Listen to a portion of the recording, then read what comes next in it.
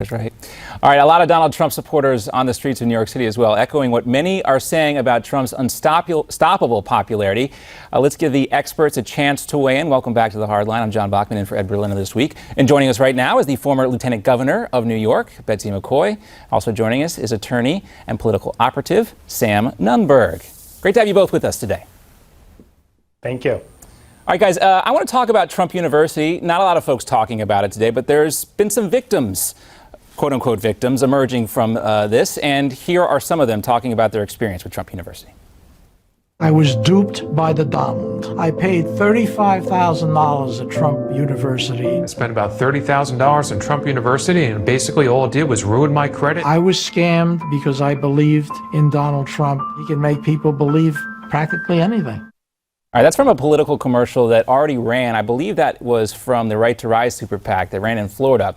But this is becoming an issue again, and it's been used to attack Donald Trump before. But my question for you is, Sam, first, these attacks, Trump University has come up before, and you would think with $100 million in the bank account, Right to Rise would have been able to make this stick if there was anything there to really hurt Donald Trump. Do you think it will be any different as it comes up again? Well, sure, it could be different. We don't know yet. I mean, the issue is going to be, obviously, you know, there are voters that are not persuadable, and there are voters that are persuadable, and there are undecided voters. Now, does this help Mr. Trump the way that it's characterized? Obviously not. Would it be better if these lawsuits didn't exist? Yes, it would. But I was there when Schneiderman initiated the lawsuit in New York, and I can tell you it's frivolous, it's meritless. And Schneiderman even tried to get donations from the Trump family before he brought this lawsuit. Yeah. And the fact of the matter is, I think as some people have said, is you're not guaranteed success. A lot of people did very well from those seminars, and that's just the reality. Yeah, we'll hear from some of those folks who had success as a result coming up in a second. But, you know, as you mentioned, Sam, you worked with the Trump Organization for a long period of time. While this came up, you talked about Schneiderman, the Attorney General of the state of New York, and, you know, Hillary Clinton has ties to New York. You could also say, Betsy, perhaps, that Schneiderman is doing this to help out Hillary Clinton. That's highly plausible. Let me share with you my experience. I've taught at a Ivy League university. And plenty of kids at Ivy League universities attend them, their parents go deeply into debt for them, or they go into debt themselves, and they get out and they still can't get a job. A college experience is no guarantee of being able to get a job. And Ivy League schools aren't necessarily better at guaranteeing success than other schools are. There's a kind of reverse snobism going on here, that if you sign up for Trump University or an online university, oh, you must be one of the rabble, you know, you must be too stupid. That's ridiculous. The fact is that wherever you go to college, you get out what you put in, not just in money, but in effort, and there's no guarantee you're going to get a job. Yeah, I mean, there's a lot of questions about for-profit universities, not just Trump University. There's no reason that a for-profit university should be any more suspect than a for-profit hospital or anything else. There's nothing wrong for profitability. It shouldn't make a university suspect. All right, John, well, Sam, hold on one second before we move on, because I do want to play some of the people who benefited from Trump University, because these folks are out there as well. Let's take a listen.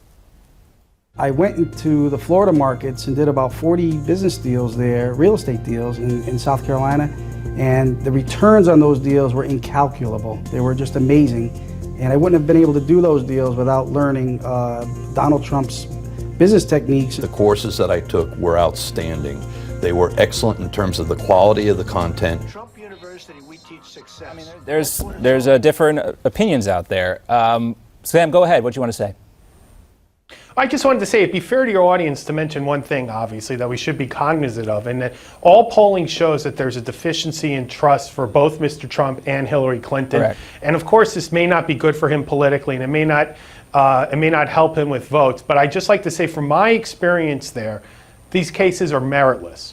And there are a lot of states that decided not to bring these cases. There were a lot of attorney generals that decided not to bring these cases, and and they're going to get the facts out. Yeah. But this is not helpful to Mr. Trump by any standard. Yeah, it's never good to have former employees saying the types of things that folks are saying about Trump University, but will it stick? Will it matter? You know, I tend to think that if there was any there, it would have been brought out to light during the primary when Right to Rise was trying to dig all this stuff up. All right, let's talk about foreign policy a little bit. Hillary Clinton giving that speech today. It wasn't much about her foreign policy as much as it was attacking Donald Trump's. Let's take a listen.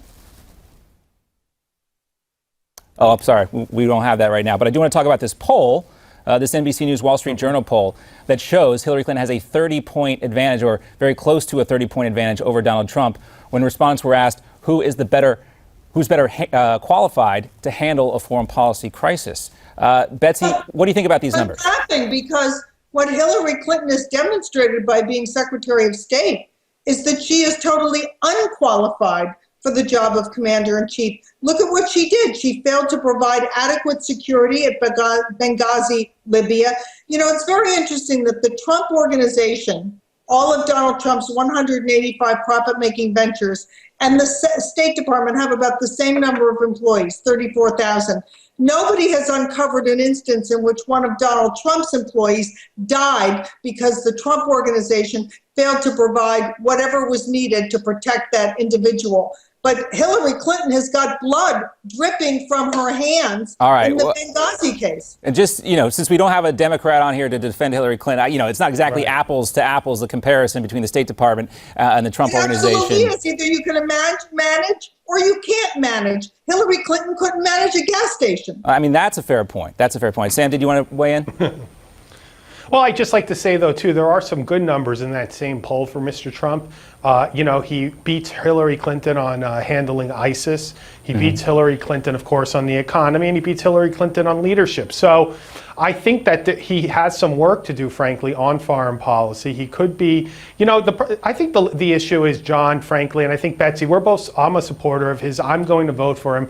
I just wish that sometimes, and this is when I worked with him too, he'd just show a little more nuance into a little the more ideas discipline, of diplomacy, right? Discipline, but also our relationships around the world are complex, and it's just sometimes it's just not as simple as the way he can take care of immigration or the way he could work on trade, frankly. Although Ronald Reagan also took that simple approach. Remember, during the Cold War, he said, "It's simple. We win, they lose." Right. Yeah, this is a zero-sum game here in these types of situations. And as Sam mentioned, you guys, as we wrap this up here, this election, even though foreign policy is going to factor into it a big time, it's going to be an economic election. That's why Barack Obama was out there talking about it yesterday. And in that poll that we just talked about, even though he seems to be lagging a little bit behind in that more general category of foreign policy, he does have the economic advantage, and I think that's going to be the bigger factor in all this. Great to see you both, Dr. Betsy McCaughey and Sam Nunberg. Great to speak with you both. All right, still much more to come here on The Hardline. When we return, we'll talk about the real reason why the PGA says it moved its World Golf Championships from Trump's National Doral Golf Course to one in Mexico City. Is it really just all about the money, or is there something else involved? We'll discuss that when we come right back after this.